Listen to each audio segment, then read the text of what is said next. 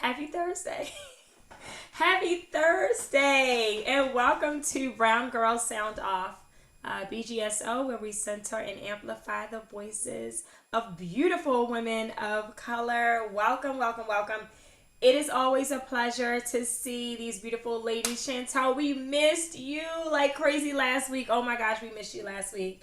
What an amazing conversation we had. But again, so I'm Tony. I'm joined by the beautiful Chantel, Edwina, and Nafisa. We are here with you basically every week. We don't miss too many weeks, but we miss a couple. But that was a good reason, right? But nevertheless, if you have followed us, we thank you so much for returning. If not, if this is your first time, you're in for a treat, right? And we also encourage you to please go back, whether you are a part of our BGSO group, and we know we've gained a few members within the past couple weeks. Please go back and watch previous episodes. If you're not part of the BGSO group, then please take a look here on YouTube and look at some of the past episodes. But one thing that you'll know is that for this month, the month of December, wow, I cannot believe we're in December already. But for the month of December, we are talking about, women of color rising and leading. And so last week we did like a sister to sister type of conversation where we talked about friendships amongst other women, right? And so, how are some of the ways that we maintain healthy, whole, happy relationships with other women?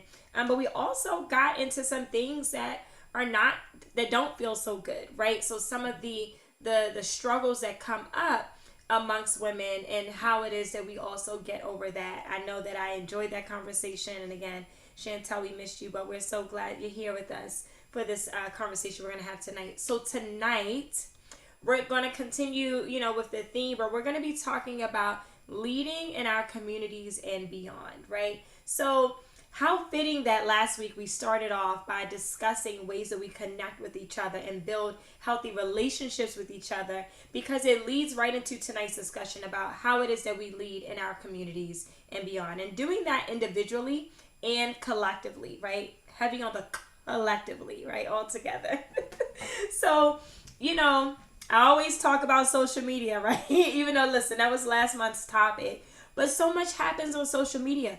One of the greatest things that have like really brought me joy about kind of, watching what's going on social media is all the stories about the positive ways that women, especially women of color, are just leading. Oh my gosh. First of all, what was it?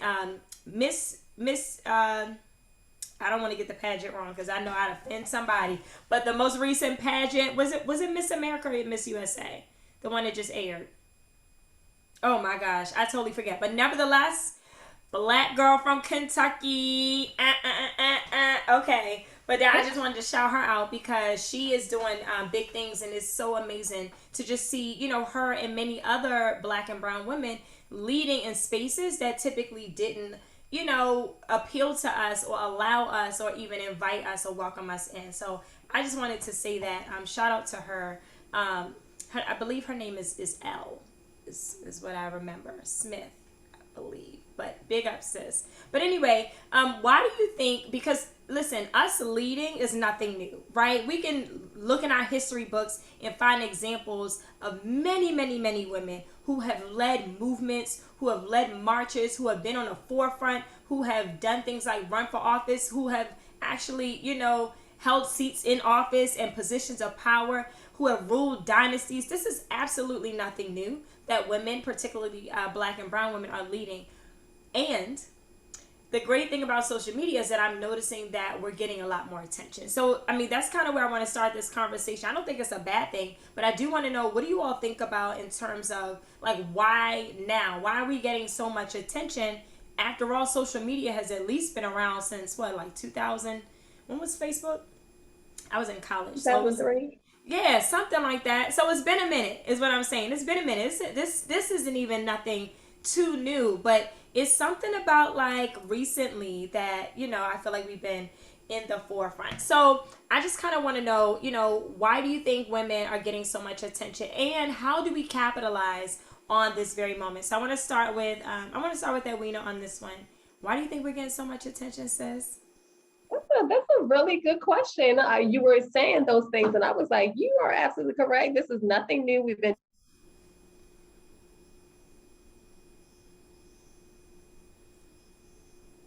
doing it. Society is such a male society, and that's always, been the case. But I think what's changing now, and with the help of social media, I think women are telling their own stories.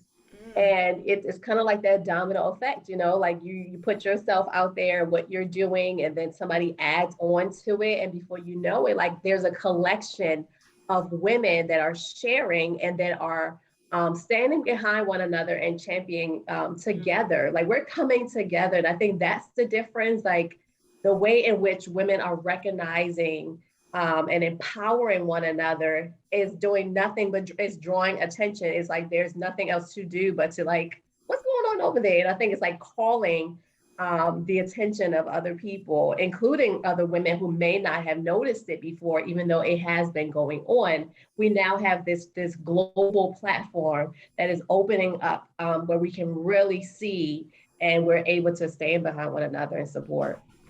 I love that. Listen, I'm all for the stand. It's the standing behind one another. For me, it's something to be said about. It's something to be said about a lot of things, right? It's something to be said about walking beside another sister. It's also something to be said about like standing behind it. Like I think both positions are just so they're so dope. They're so important, Yeah. right? Like sometimes there's a time to like link up arm in arm and be walking side by side. There's another time where you want the army behind you, right? Where you're like, okay, I appreciate that you're here. I got this. I'm right here. And then you can look, behind you, and folks are like, yeah, girl, go get it. Yeah. that is amazing. Nafisa, what do you think? Like, why do you think we're getting so much attention? And again, how do we collectively capitalize on this moment?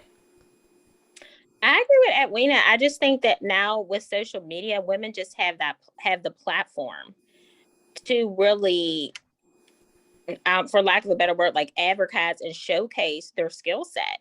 And you have a wider audience that you're able to reach. And we're just seeing women showing up in these higher spaces. I mean, our vice president is an African American woman. And a She is what? she is an A. Okay, We are seeing these examples everywhere, and that is a great example of women in these high places and high careers, and women are just doing their thing. We're no longer in the 1800s where it was just small little box that women had to fit in and didn't even really yet quite have couldn't even vote really at that point. So I just think that it's just continued to grow as years have progressed, but I think social media has allowed the platform for us to reach each other worldwide and just see those examples, and you're just like, okay, well, I can do that too, you know what I mean? And it just gives you kind of like the encouragement to step out on a leap of faith and to really look and pursue those things that maybe you didn't think were once attainable, but you're seeing all these other examples of people who look like you and people whom you identify with doing these things. So I think that having the social media platform has really allowed us to see just all these things and reach wider, audiences across the world. I agree with you 100%. And I also think, to kind of add on to what you were saying, that with us actually reaching these wider audiences, and this is, I guess, also sort of what Edwina was talking about, we're able to inspire other women. So we're not only telling our stories, which is, again, not anything new. We had, women, writing their stories down, and, we've been putting our stories in print for thousands of years, right?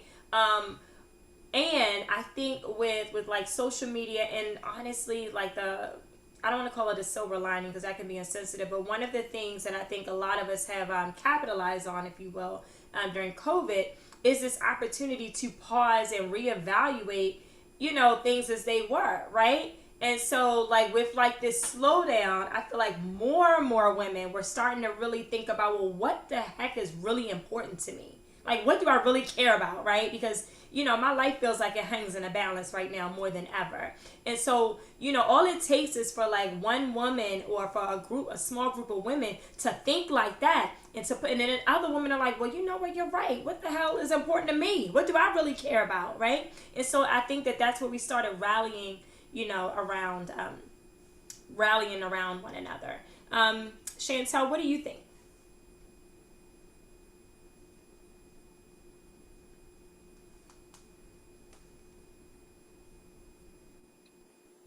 Chantal, what do you think about that? What do you think about in terms of like all the attention? I know that my internet connection is a little wonky today, it seems. I think I might have gotten stuck. But what do you think about the attention that it seems that we're like just getting all of a sudden, and how do we capitalize on that moment?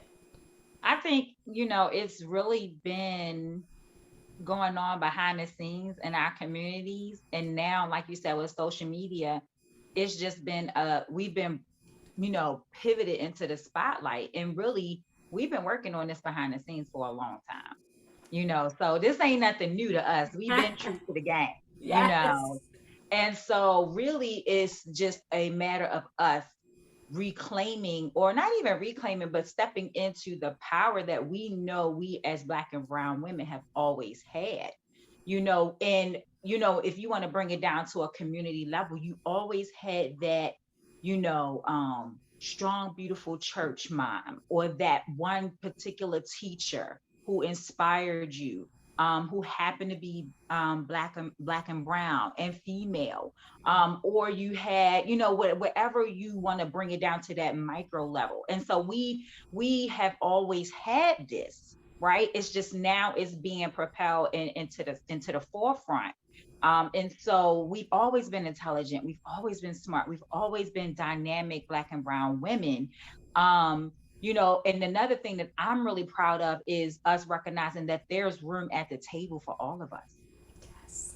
There's enough to go around, right? There can be many Oprahs, and there can be many Michelle Obamas, and there can be many of us, right? And we can each have our piece, and we can all collectively shine together. And I think that for me is what is so beautiful about seeing this movement of us being thrust into the spotlight. That, I'm not trying to take anything away from my sister. If I'm shining, she's shining. If I'm winning, she winning. And I think, to me, that's what's really exciting. It is so exciting. I love what you just shared around like there can be many, you know what I mean? And so I think that that's also what's happening is with us all sharing the great things that we're doing. I mean, I think about each of us on this podcast and the Yeah. amazing, things that we're doing in our lives personally and professionally, right? And we share those things. And so it's showing possibilities to other women, right? Who might have felt alone, who might not have felt reached, right? Who might not have felt like folks were talking directly to them, right? And so by sharing our stories, as you just shared, Chantel, we're talking directly to other Black and brown women, right? And we're saying, guess what? You too can do this, sis. Come on, pull your. Matter of fact, I saved you a seat. Matter of fact, I'm gonna get up and stand right here because you tired. You sit down for a minute. You know what I mean? And I'm Right. seeing more and more of that, and I think that is creating more of even a movement around the unification of Black and brown women, of us working together, of us collaborating, of us lifting each other up, and leading, yes, individually in our own rights and respects, but also collectively. Like, there are a lot of ways. This podcast is just one way in which 4 Black women are working together, right, to Right. have conversations Absolutely. about real stuff, about life, in ways that things impact us. And so, I want to know, like, out of all the things that you've been seeing here lately on social media, in the news, or wherever, in terms of Black and brown women really leading the way, like, what is literally one issue that you're really proud to see women leading, and like, why? What is something that you're like, oh my gosh, I'm so glad to see women leading in this particular way? So I just, any of you, but I'd love to know what you're thinking. I know for me, I'm really happy to see women leading and advocating and speaking out about women's health, particularly women of color. because it's so often that we do not receive the same care as what other women of other nationalities. Is just a reality. So just advocating more for just women's health, especially dealing with pregnancy, like the rate of women of color who are passing away in childbirth is just ridiculous, just because not receiving proper care, and just other different elements and diseases not really listening to us. And you could go on and on. So I'm just seeing that more and more, that women just advocating for themselves and for us to receive the proper health care. I think that's so important. And I'm just, for me, myself, it really helped me to look a little further and actually to change all of my doctors to Oh my Black women. God. I changed my doctors within the last year to Black women, and I've never received better care in my life. I've been dealing with like chronic, pain, and it's always like fibromyalgia, but I've never received like just the amount of like tests, just looking like at my nerves, just different things that looking at like I forget what it was called, where it was like a sonogram of my heart. I just never received just like such thorough care. I'm like, what is this? Like things that I didn't even know existed, that she was just thoroughly doing a checkup so we could get to the bottom of what is going on in my body and with my body. So I'm just so happy that I'm seeing more and more women speaking up about us not receiving the proper medical care, because it's so important and it's detrimental to our health. Mm-hmm. That's a matter of life or death, Literally. right? And in so many ways, we can go on and on about the many ways in which we have been conditioned to be silent or suffer for being too loud, right? And Mhm. it's like, and so we internalize those messages, sadly, even when it comes to our own health, right?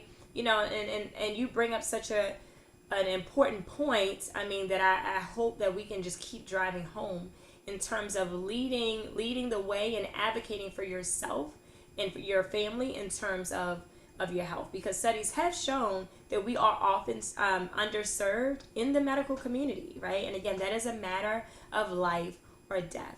And the numbers don't lie in terms of the care that we receive versus women who are not Black versus white women, and versus even men or white men, right? Communities of color really suffer in that area. Chantal, what do you think? What is like an area in which is so happy to see women leading the way? I definitely want to piggyback off of Nafisa and talk about the mental health aspect, and seeing us as Black women step up and address our mental health issues. And I'm also seeing this happening for our Black and Brown men, which is really, really exciting. And so the movement also around self care and us learning how to truly take care of ourselves. I think that for me is really powerful.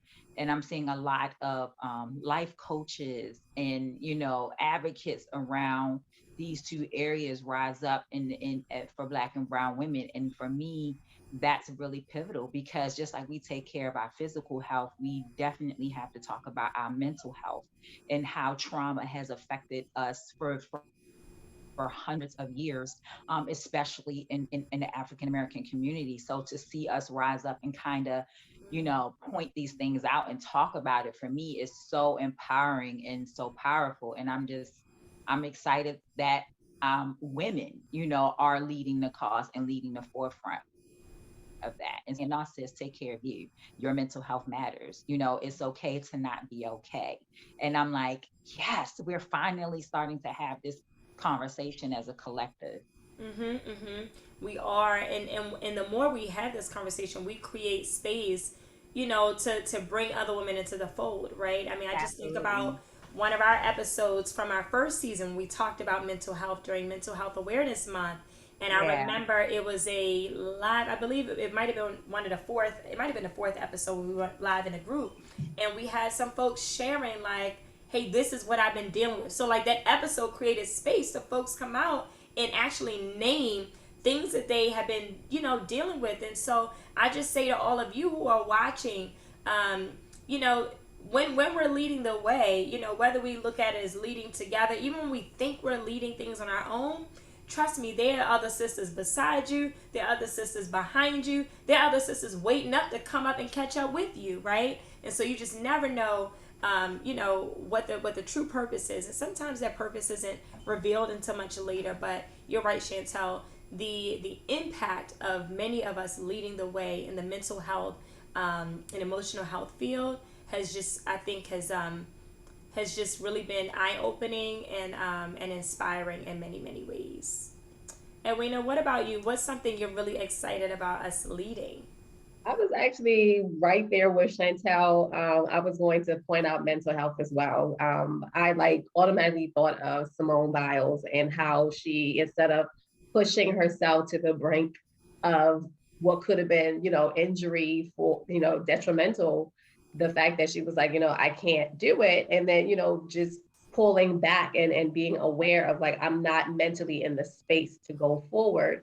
And she's just one. Like I know that Serena also a person who took like a whole year off from playing tennis. Like I'm not, because I'm just not in this space. And so and I'm just thinking of athletes right now, but I'm pretty sure like other areas, other aspects of leadership where women have been. I mean, because once again we talk about that strong woman mentality of like pushing yourself till the wheels fall off and no, it's like no, I'm not about to do all that. When you feel yourself coming to that place to be able to stop and really pull back and take care of self first.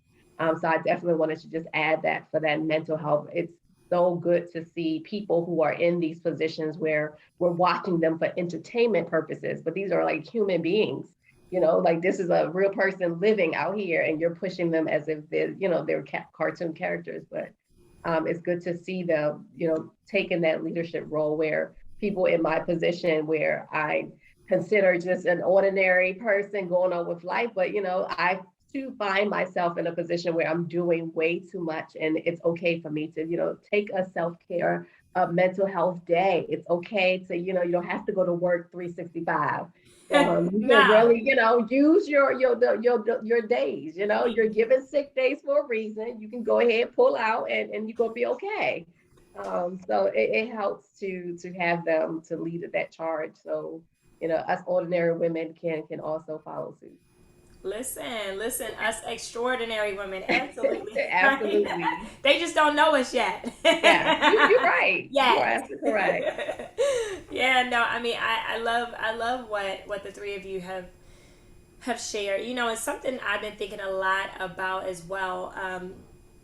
Of the spaces that women are truly showing up in, for me, are those political spaces. So like, I'm starting to notice like lots more politically engaged women, right? So lots more women represented, in Congress, in other, in other ways politically, that just really warms my heart. Shout out to my dear sister friend and fellow BGSO group member, Renata. So I know she the other day attended a Black Girls Vote gala. So big shout out to that organization that put on a gala. If you're in the DMV area or familiar, that was an event that recently took place.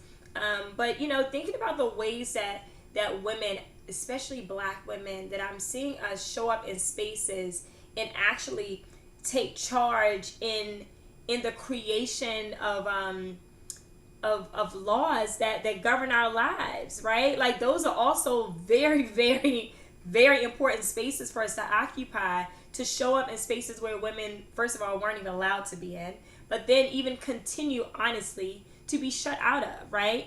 And to continuously have our voices kind of drowned out because they're still very male dominated and honestly very white male dominated. And so it just really warms my heart to see women of color, especially Black women, show up in these spaces and like, yeah, I'm a lawmaker. Like, yeah, I'm this, and contribute to, to society in that way, because we need many more of us to stand up. I mean, think about what Nafisa shared, right? Around, us showing up and advocating for ourselves in medical spaces, right?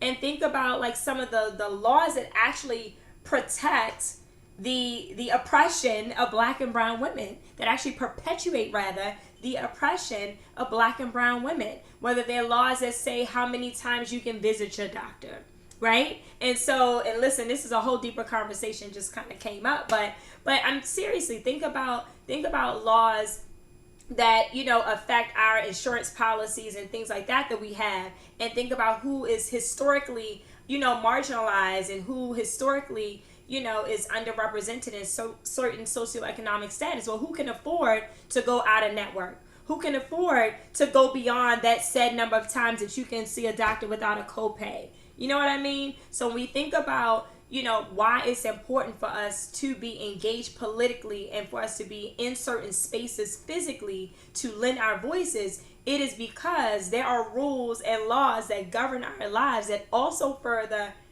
oppress us and further keep things in place that that are detrimental, honestly, to our health, whether we're talking about mental health and or physical health. And so I'm just really proud to see representation in that matter. That's something that warms my heart to see. So shout out Renata for attending that event. Girl, you look beautiful with your halo braid. So as we go ahead and wrap up this conversation, we've kind of talked about what it is we see, like, from a bird's eye view. But what I want to know is, like, how do we personally, so when you think about yourself, how do you start leading, in our communities and beyond? And so, I'm throwing that question out for anyone to answer. But what is something that maybe you've either already been doing, or something that you are thinking about doing, ways that you're thinking about getting engaged? Well, I'll say for me, my background is in nonprofit business development, and I've been in the field for almost 15 years. And one of the things that I do, a lot of people really don't know about, is I really mentor a lot of new and up and coming grassroots organizations, particularly women of color who want to get into the nonprofit industry. And it's really been something that's just been a private and personal joy of mine to really challenge these young ladies and push them to grow and elevate. And they are doing phenomenally well. And that's one of the things that's just been a true joy for me. And so find your passion, find whatever it is that you excel at. You can be a mentor, you can mentor young ladies, young men. And you just dedicate an hour or two of your time a week, and you can really change a lot of people's lives. So start small. It doesn't have to be anything big or broadcast. If it's something that's just personal and close to your heart, and that you're serving in your community, do it. I love that. I love that that you just shared that with us. So if any of you out there, especially if you're a woman of color and you're looking to break into the nonprofit sector, hit up Chantel Randolph. She is in the BGSO group. And if you don't know how to get to her, leave a comment and you on YouTube, and we'll make sure that it gets to her. Absolutely. Anyone else in the piece, or Edwina, like, how do you personally, lead in your community or beyond? Well, I just automatically was just what first came to mind is just thinking about in the workplace and my job. And um, I know this year I've started last year really starting to do this work, which about Tony, or trying to at least. And I've been really afforded the space this year to lead, equity work in my school. But one of the things that I really am trying to be intentional about is culturally responsive teaching, and really looking at how we can diversify our teaching methods, and just looking like how we can make the students really feel and identify more with what they're learning. So that's something I'm really trying to be intentional about this year, and just obviously like building the capacity there. But right now we're just really looking at how we can make sure students are really seeing like their home lives and their communities kind of like showing up where they can kind of like identify with it, those voices and lessons. So I think that's really important, because that's something I didn't feel like I really necessarily got in school. And I think that's important for kids to identify with what they're learning, to make that connection. Mm-hmm. Yes, sis. And first of all, kudos to you for doing that work. I know firsthand that work is not easy, right? It requires a lot of mindset shifting on everyone's part. Mm-hmm. And not only is it important work, it's scientifically backed work, right? So brain research shows that students are actually more engaged, and it encourages metacognitive processes when they do see themselves reflected. So I know there are a lot of folks who think, oh, that's just for those students, or that's dumbing down the curriculum. Like, no, like this is actually even backed by science. So I thank you for showing up in your space and doing that work, because it's important and it's necessary. So thank you, sis. Thanks, sis. I got you. Edwina, what about you? How are you showing up and leading in your community and beyond? I'm all over the place. I know. That's good. You sprinkling a little fairy dust. Where I am needed. Okay. I'm leading.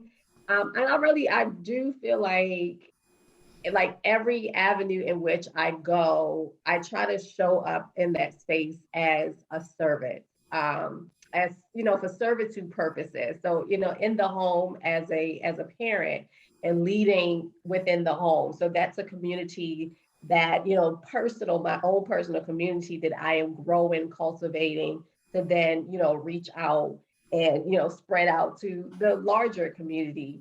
And then I think about, like Nafisa said, the workplace community, which even though I'm there for, coaching purposes, that's what I get paid for, but going beyond just that duty of, okay, I'm just doing this for the sake of the job or the role, but I'm actually extending myself and being that person that they know I'm there to support. I'm really there to mentor these teachers, because there are so many young teachers there.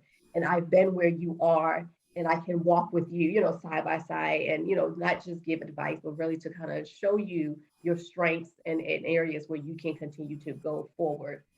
So I think about that. I think about the church community, and, that's always open for so many different ways in which to volunteer and give. And so, yeah, it's like every aspect of my life, I try to show up where I can, serve another person or a group of people.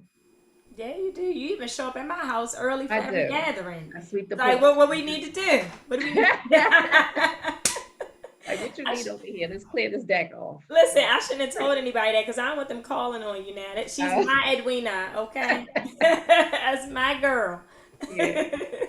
No, but I mean, each of you is funny because, everything that each of you have shared, I see that in all of you. Like, I see Chantel's gifts and her passions around mentoring other women. And every time you speak, Chantel, like that comes through, like, hey, I'm here to serve and lift you up. Like that just comes through. Edwina, you already know, like I said, you like literally are always looking for, well, where am I needed? And that, what a great way to lead than to be a servant leader, right? To be someone who serves in that way while you're leading, right? And Nafisa, I know that just, first of all, you're just such a good person, like, and I mean that in a way that is probably understated. So like, just hearing you talk about the work that you're leading at your job, absolutely, that's fitting, right? Because you love kids and you see the good in, in making sure that curriculum is accessible to children, and you want to see them win, you want to see them succeed. And so I think about, myself. I mean, it's funny, I asked you all that question. I didn't even really think about that question. But one thing, I guess I'll say, going back to maybe work, the work that I do, rather, I will say that, I am very, I guess, blessed to be able to lead conversations that move people, right? And I mean that very broadly. Like, sometimes it's conversations that move people from one mindset to another, or from one set of instructional strategies to another, or from, being able to have one type of conversation to another, because I lead different types of workshops and trainings and things like that. But that's what automatically came to mind, and that is, I guess, a skill set that I'm very grateful for, and I'm grateful to be able to lead in that way, to be able to lead what I call heart work, because that is exactly the type of work that I lead. It's hard work, and hard work is hard work, but I absolutely enjoy it, and especially in my field where I really center all my work around diversity, equity, and inclusion. It's funny that those of us who seem to find ourselves mostly in marginalized groups, especially being Black and women, we're often underrepresented in my line of work. right? And so I think about organizations that I worked in, and when they have consultants come in, most those consultants were white, right? They might have been white women, but they were white, and I didn't see them bringing in black women to speak. Like, honestly, I think I might have seen, yeah, it was one black woman that I saw speaking, which is odd to me. Because when you think about, especially when I'm thinking about this particular work environment, the folks who were really hurting, that's the best way to put it, they were mainly black people. And so, like, why not bring in more black people to lead this type of work, especially when we're out there. So I appreciate this conversation, and I thank those of you who are tuning in tonight. Happy birthday, Mom. Ow, ow. That's Sagittarius. It's her birthday today. But anyway, thank you for tuning in. Let us know, in the comments what you thought about tonight's conversation. This is a conversation that we can and should continue to have, because the more we talk about women leading the way and rising up and leading in our communities and beyond, the more we are creating space for other women to do the same, right? The more we are showing other people, and not just other women, the more we are even showing our allies, right? Hey, here's some of the work that you should be supporting, right? Maybe that's another episode. that's a whole episode. That's a whole episode. So I'm not even gonna say much more about that. But yes, when we talk here on BGSO, this platform is not just for Black and brown women to come and take, like, yes, we want our folks to reap benefits, and we also want our allies to come and take and reap benefits of hearing our voices and hearing our stories directly from us. So anyway, it has been a wonderful conversation. Always a great night speaking with you, ladies. I love you, love you, love you. Look at these beautiful. Look at Autumn down there. I'm calling a piece of Autumn because look at her, looking like a beautiful fall tree, honey. Have a great night, everyone. We will see you next week. Good night.